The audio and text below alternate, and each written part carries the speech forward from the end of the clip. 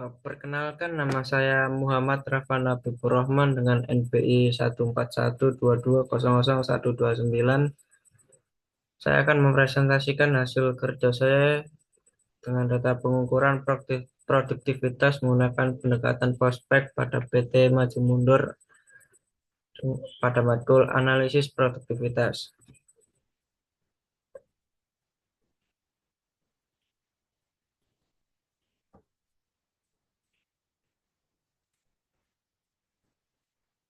Eh, Berikut adalah data keuangan perusahaan PT Maju Mundur yang meliputi aspek produksi, organisasi, penjualan, produk, tenaga kerja, dan modal. Seperti diuraikan pada tabel berikut. Pada tabel pertama yaitu ada produksi, organisasi, penjualan. Pada produksi ada data pendapatan bersih dan HPP. Pada organisasi terdapat data nilai tambah dan biaya umum. Pada penjualan terdapat data laba kotor dan biaya penjualan. Pada tabel kedua, pada produksi terdapat data laba kotor dan biaya langsung. Pada tenaga kerja terdapat data laba kotor dan gaji total. Pada modal terdapat data pendapatan bersih dan modal. Eh, Pada produksi, rasio produktivitas dapat dihitung dengan cara pendapatan bersih dibagi dengan APP.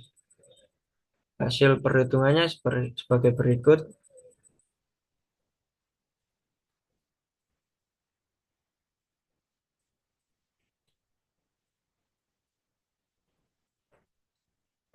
Nah, berikutnya adalah setelah dibuat setelah mendapatkan rasio produktivitasnya, dibuat grafik untuk melihat flow pada bulan setiap bulannya.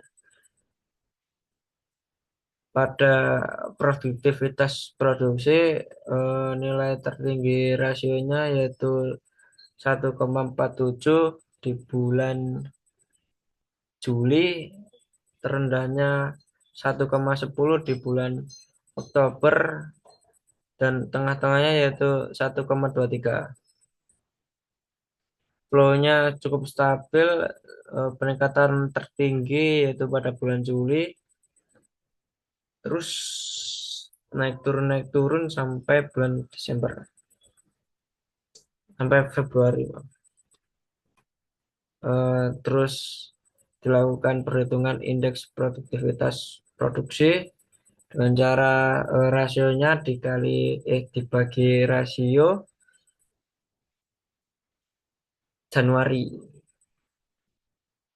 Tiap rasio dibagi rasio Januari dan dikali 100%.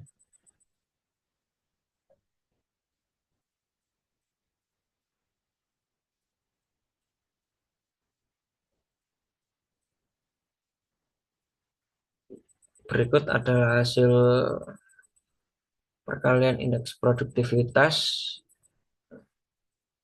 dengan data tertingginya yaitu 134 pada bulan Juli dan terendahnya yaitu 100 pada bulan Januari. Nilai rata-ratanya yaitu 115. Caranya perhitungan seperti tadi dapat dihasilkan yaitu grafik rasio dan IP produktivitas organisasi sebagai berikut.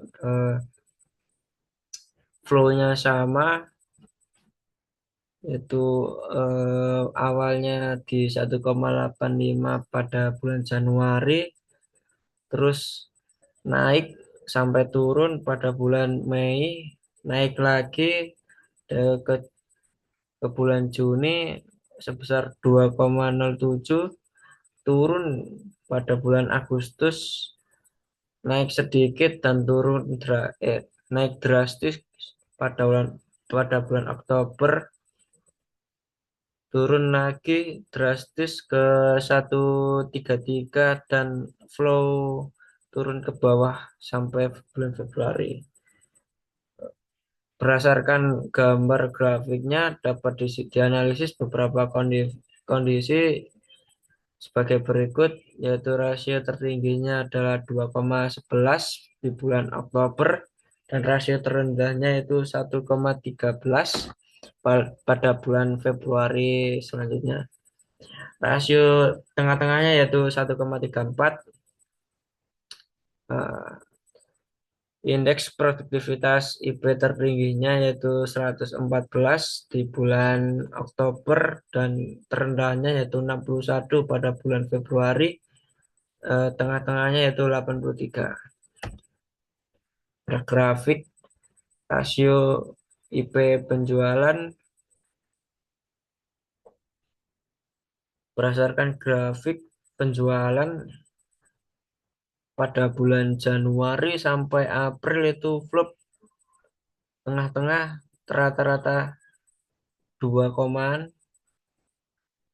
naik ke 3 pada bulan Mei, turun kembali ke 2 pada bulan Juni dan stabil meningkat sampai bulan September di angka 5 koma, kembali turun ke 3 pada bulan Oktober, terjadi kenaikan yang naik turun pada bulan Desember, turun ke Januari dan naik tinggi sekali pada bulan Februari ke 8 koma.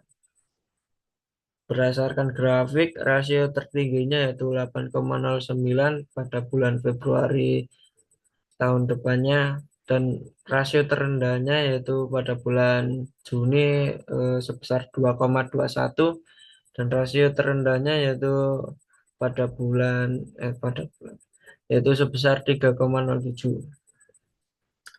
Pada IP-nya yang tertinggi adalah 342 pada bulan Februari dan IP terendahnya yaitu 90 pada bulan Juni dan rata medianya yaitu 130. Pada grafik rasio dan IP produktivitas produksi cukup stabil, terjadi kenaikannya cukup cukup stabil, ada lonjakan di bulan Februari dan September. Grafik rasio produktivitas tertingginya itu 0,61 pada bulan September dan rasio terendahnya yaitu pada bulan Maret 0,34. Terjadi lonjakan pada bulan Februari dan September, kembali turun di bulan Maret sama November. Ada, ada setelah kenaikan terjadi penurunan. Pada indeks produktivitas, angka tertingginya yaitu 142, 1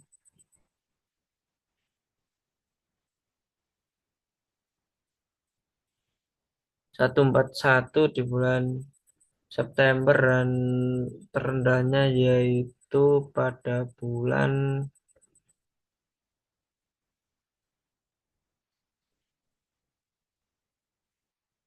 Maret 84. Indeks nilai tengahnya itu 11. Pada grafik rasio dan IP produktivitas tenaga kerja, pada grafik rasio terdapat nilai tertinggi yaitu 7,6 di bulan Juli dan terendah yaitu 2,11 di bulan Oktober dan tengah-tengahnya yaitu 5,62 dan pada indeks produktivitas tenaga kerja nilai tertingginya yaitu 265 di bulan Juli, yang terendah yaitu 74 di bulan Oktober dan tengah-tengahnya yaitu 196. Dilihat dari grafik ada lonjakan dan lonjakan yang cukup eh, sama ya. Pada bulan Januari startnya di angka 2,87, langsung naik ke 4 dan turun lagi ke 2 pada bulan Maret, terus naik stabil sampai 5 pada bulan Mei, turun agak turun sedikit ke 3 dan lanjut naik, terus naik sampai Februari ke angka 7,6. Memang tertinggi di bulan Februari. Aktivitas tenaga kerjanya naik terus sampai bulan Februari. Bisa. Grafik rasio dan IP produktivitas modal berdasarkan gambar grafik rasio produktivitas modal dapat dianalisis. Rasio yang tertinggi yaitu 0,65 di bulan Desember dan rasio produktivitas terendahnya yaitu 0,15 di bulan Januari awal, dan tengah-tengahnya yaitu 0,39. Grafik rasio grafik indeks produktivitas modal yang tertinggi yaitu 422 di bulan Desember dan terendah yaitu 100 di bulan Januari, dan indeks tengah-tengah yaitu 250. Pada grafik dapat dilihat terjadi lonjakan-lonjakan pada bulan Mei, September, dan Desember. Ya, seperti biasanya setelah lonjakan pasti ada penurunan. Tapi ini dilihat dari grafiknya ini naik terus pada awalnya di 100 dan 0,30 sampai akhirnya di bulan Februari finishnya itu 0,60-an dan 342, cukup tinggi lah. Modal pendapat data modal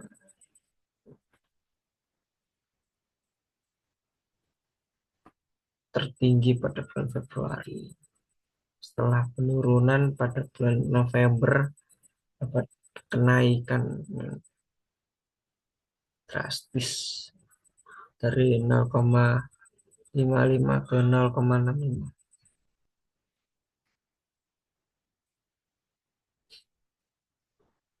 Ini adalah data hasil perhitungan nilai rata-rata rasio produktivitas keseluruhan aspek pada bulan pada rasio produksi totalnya yaitu 17,34 dengan rata-rata 1,24. Rasio produktivitas organisasi totalnya 21,13 dan rata-ratanya itu 1,65. Pada rasio penjualan totalnya yaitu 49,68 dengan rata-rata 3,55. Pada rasio produk totalnya itu 7,19 dan rata-ratanya 0,51. Pada rasio tenaga kerja totalnya itu 71,53 dan rata-ratanya 5,25, dan terakhir modal totalnya itu 5,55 dan rata-ratanya 0,40.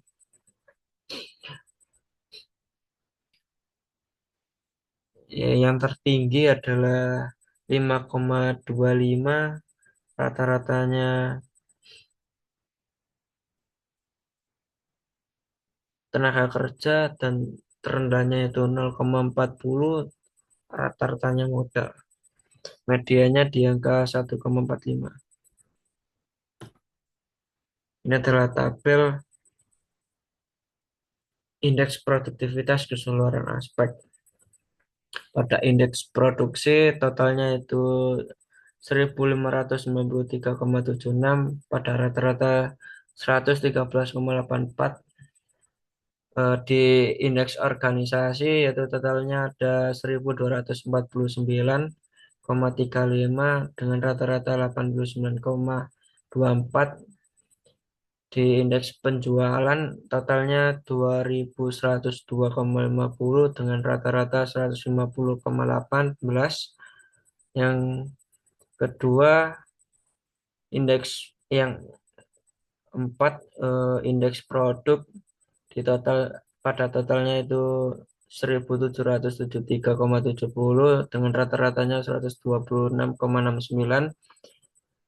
Pada indeks tenaga kerja totalnya itu 2562,77 dengan rata-rata 183,06.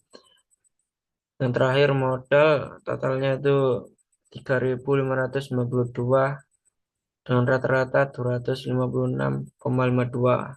Yang tertingginya yaitu 256, yang terendahnya itu 89.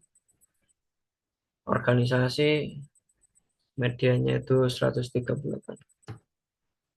Nah, berikut ada grafik rata-rata rasio dan IP produktivitas.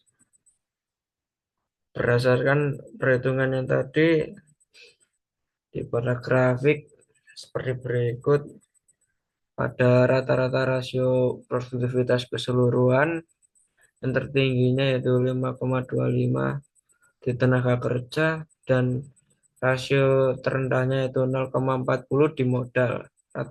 Rasio tengah-tengahnya adalah 1,45 pada grafik dapat dilihat terjadi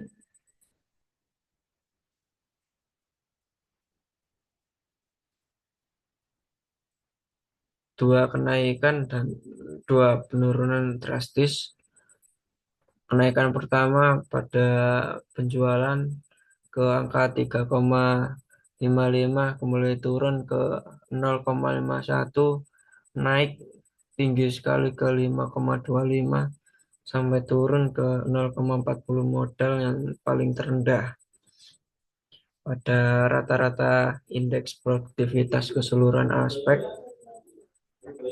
dapat dianalisis beberapa kondisi berikut. Yang tertinggi adalah 257 di modal dan terendah adalah 89 di organisasi. Rata-ratanya yaitu 138. Dapat dilihat di grafik ini cukup stabil kenaikannya pada indeks produk sampai modal terjadi kenaikan yang stabil.